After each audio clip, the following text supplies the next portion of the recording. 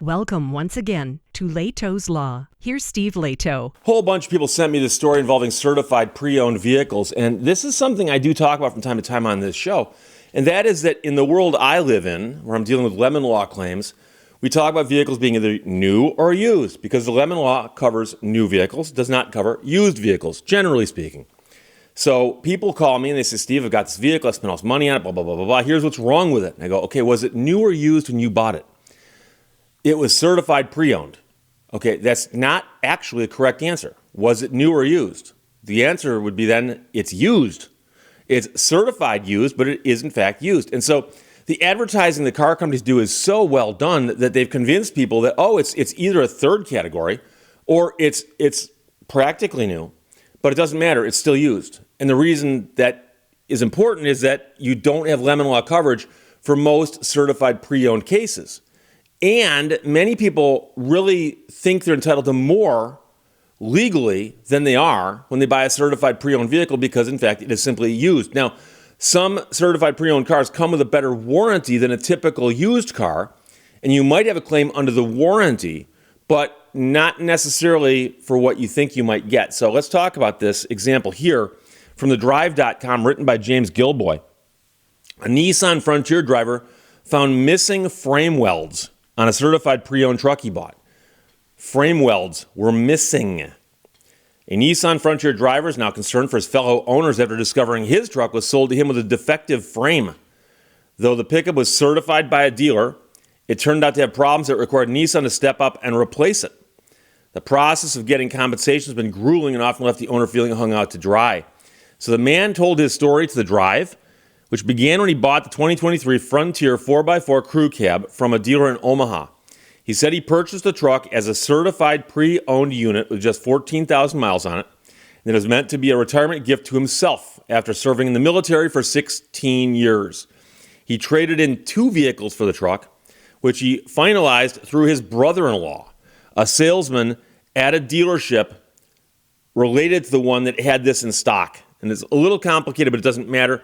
But the truck was stocked at one place, which meant that he was forfeiting his CPO warranty when he bought it from the other place.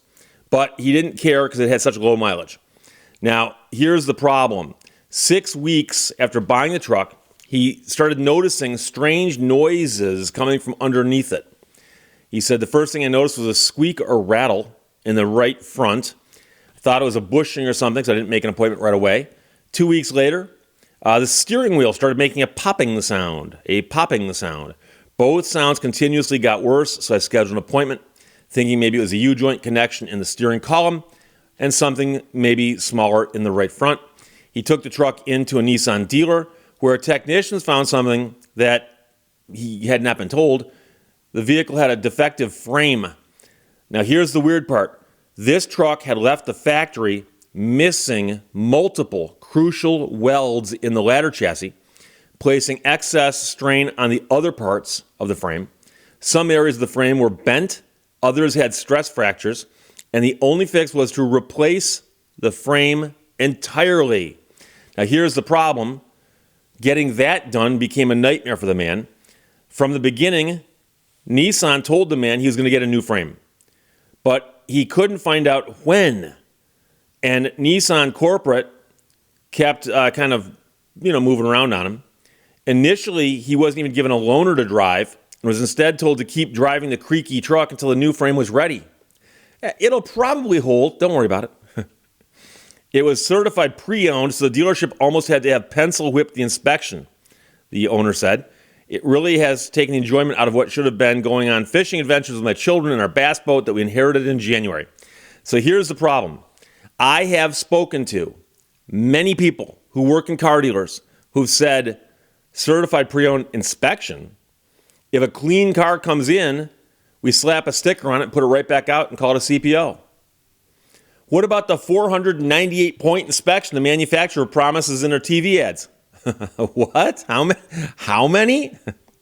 And by the way, even if there was a checklist with hundreds of things on it that were checked, do you think they actually said, check to make sure the welds were done properly at the factory?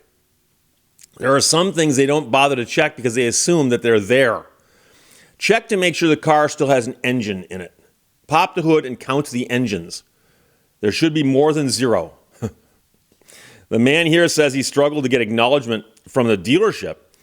He's called them multiple times, left voicemails, posted reviews for Facebook and Google, and until this week, he says the closest thing he's gotten to an apology was a boilerplate response to a Google review, though his brother-in-law said that the dealership is in fact aware of the situation. And the man says, my brother-in-law told me that everyone thought this was crazy.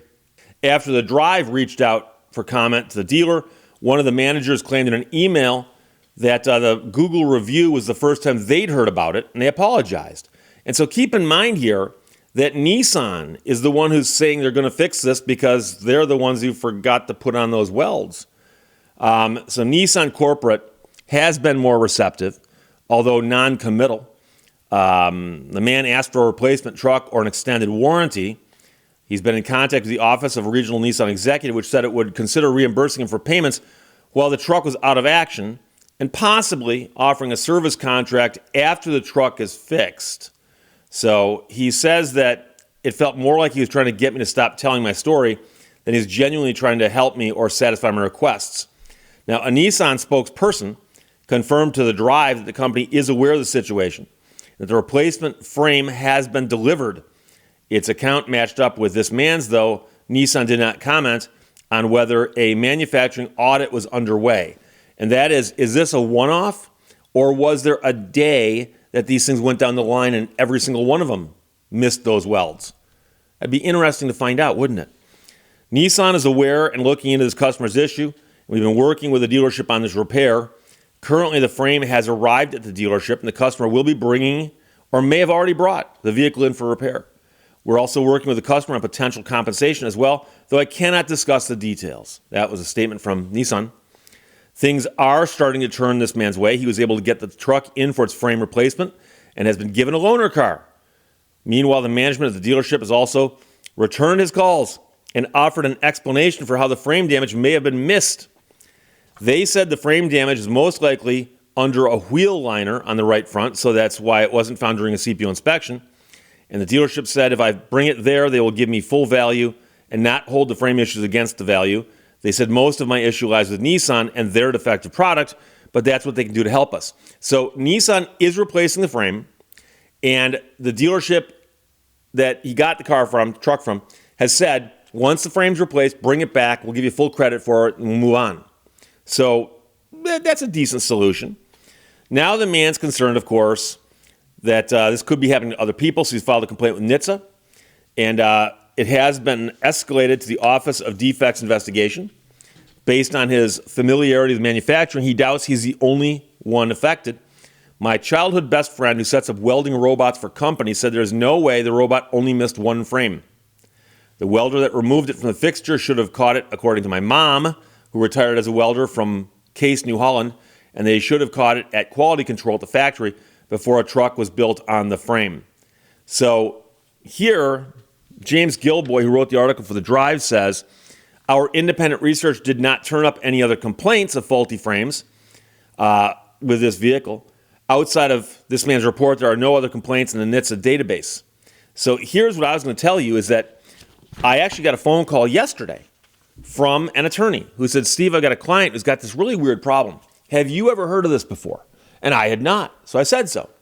And he said, I wonder if other people have got this problem. I said, well, one thing to do is go to NHTSA, NHTSA.gov, and look up under complaints and then under recalls.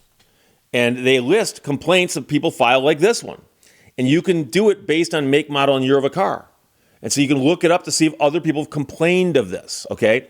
So far, he's the only person who's complained about this to NHTSA.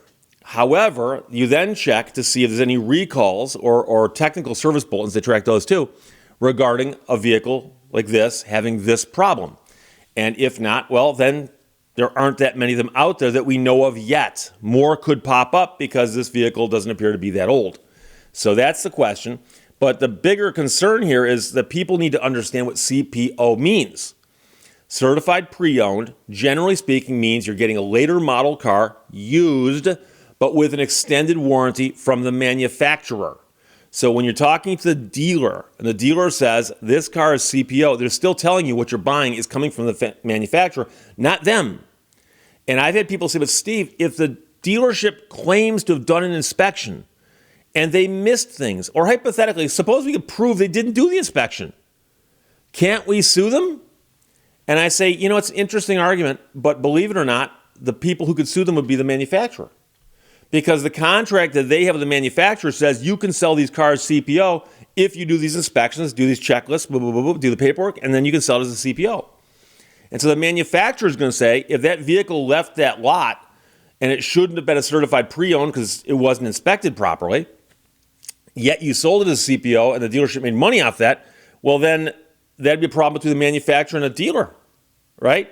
So I've had cases involving CPOs. It usually takes extreme facts to get any traction with them. But generally speaking, what you're buying is an expensive, late model, used car with a slightly better warranty than you could have gotten otherwise. So again, I'm not faulting this guy. Who is going to spot missing welds on a frame? Okay? I mean, I've claimed around cars before. I put them up on hoists and looked at them. And I don't find myself checking the welds on the frame. That's just something that you wouldn't be looking for, generally speaking. So it's a great story. It's a decent result. And so it looks like the guy's going to have the vehicle with a brand new frame installed properly. And he can then make the choice. Does he just keep the vehicle now and put this behind him, or does he trade it back in and get something else? Because the dealership says they'll help him with that too. So we'll see what happens. James Gilboy wrote that for thedrive.com. A lot of people sent it. Thanks a lot. Nissan Frontier driver finds missing frame welds on certified pre-owned truck. Questions or comments, put them below. Let's talk to you later. Bye-bye. Thank you for watching Lehto's Law. Quoting one is plagiarism. Quoting many is research.